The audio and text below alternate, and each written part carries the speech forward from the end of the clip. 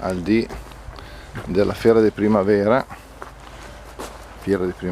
quinta di Quaresima, oggi che è il 3 di aprile, siamo in 2 mesi, che al suo 2 mesi sosta nel giro fra bancarelle eccetera per rendere omaggio all'Emilio De Marchi, che volle riposare qui con i suoi cari nel cimitero di Paderno.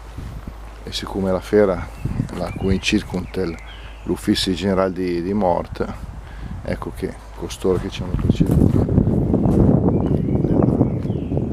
nell'intelligenza, nell'affetto, nella bontà e nella fede in Dio degli anni passati ci accompagnano ancora.